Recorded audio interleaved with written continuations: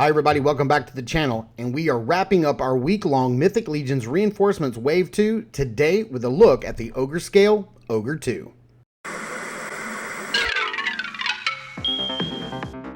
If Saturday morning cartoons fueled your imagination as a kid and powers your action figure collecting now as an adult, then you're in the right place.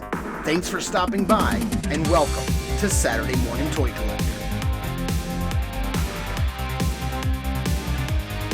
And if you like my content, please consider subscribing.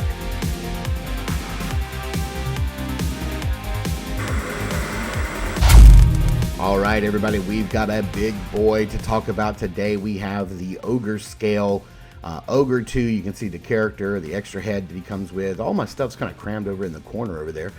You turn around here on the side and see what faction he belongs to. And then he does have a write-up on this side. If you'd like to pause the video right there and take a closer look at that read, you can. What interests me is we have a completely different artwork on the back of this package than we do on all of the other characters. To me, that's kind of odd. As you can see, we've got this big cycloptic ogre, which is this particular character on the back of this other package. But on this one, we've got something that looks like Sir Gerard. It looks like a vampire's on there. Completely different artwork. So let's get this guy opened up and take a closer look. Starting off with his accessories, he does come with this big heavy-duty mace. Of course, you can take the head off of this mace, and the parts and pieces are swappable between the mace and this axe that he comes with, which is really cool. You've got a short handle on the axe, a longer handle on the hammer. You can put both of these pieces here together and make a much longer axe or hammer, or you can put the handle of all three of them together and make a super long bladed weapon, which is kind of cool. You can put the axe attachment. I mean, that right there is longer. It's taller than the figure itself. You can pull the spike attachment off the bottom. You can have a double-ended, double-bladed weapon. You can mix and match and really make this weapon really anything you want it to be. You can really customize this weapon, and I think it's a great way of doing stuff. And then you can make like two little shorter weapons in which you could have him dual wield. So lots of options here. You're gonna design this the way you want and put it up on the shelf the way that suits you. He also comes with this awesome gnarly helmet head here with the side port attachments, which these are a little tough to get out, but you can get them out, and then you can slide in other Ogre scale helmet attachments if you have them, and you can see how it attaches there. Nice green paint. The tusks look really cool. The other thing is he does come with two regular style gauntlets, these little bracelets that go on his wrists, which is really cool. You can swap out the ones he actually comes with and make him a little different. But here's that cycloptic eye. This is the same head that we've got before with Archimedes, just painted a little differently. You can see it's had that nice central eye there in the middle, two big tusks, and then two smaller tusks, one on each side. I love this helmet. It looks really cool. I like that you can't really see his eyes, so he's kind of menacing behind there. You really don't know what he's thinking or what he's about to do, and that makes a big brute like this kind of dangerous.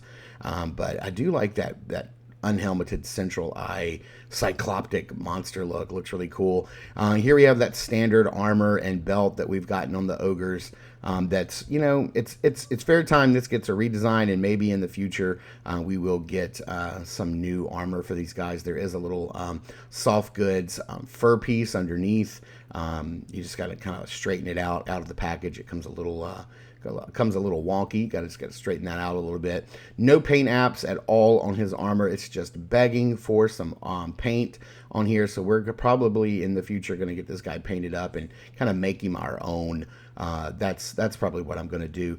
I'm not going to do it here on camera because I really don't want to take the time to undo all this, but the back parts come apart in three different ways, so you can get that armor off, which is really cool. I love all the sculpted detail here. This looks great. The armor on the boots, the spikes, the feet just look incredible. This guy has a substantial joints on his ankles, so he doesn't feel loose, like he's going to slide and his feet are going to slide out from underneath him. And I do believe he has the new style leg articulation, thigh articulation, so that he doesn't splay apart. It makes him a little easier to stand.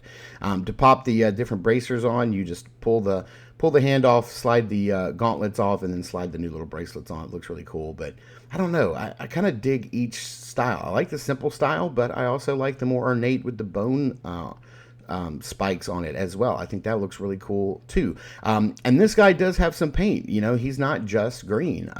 He does have some airbrushing on him. But as far as articulation, he does kind of look up that far, look down that far.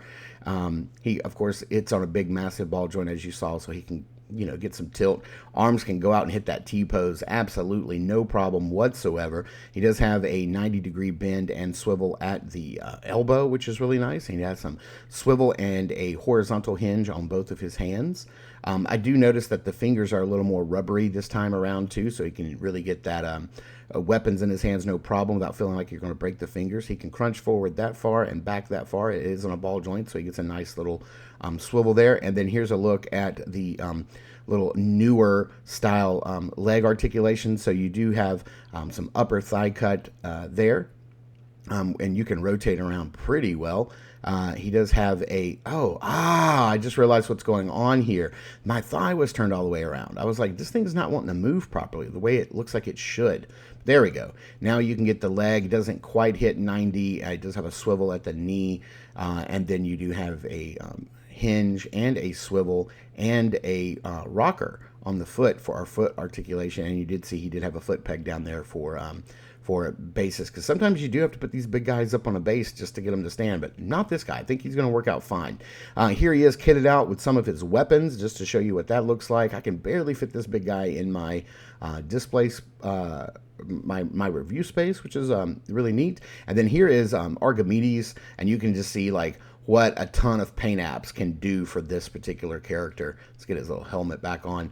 You can see it's basically, it's the exact same sculpt all the way around, but just look at how different, like the leather and the bonework and all the paint on the belt really changes the look of the belt just with paint. I mean, it's the exact same sculpt, but that weathering on the leather, the bronze belt, the bones, just looks incredible. You can pop that helmet right on this guy, and I actually kind of dig that. You know, honestly, I think I would rather have this guy come with an extra helmet than an extra head. Honestly, I think that would have been really cool. Maybe I'll pick up an extra helmet on eBay or something like that to really kit this guy out.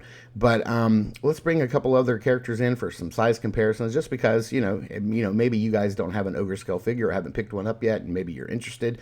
But we're going to bring in Swig here to see how he compares next to a little guy, and then bringing in Swig because he's small and green. And then we're going to bring in like a regular size orc, another green guy.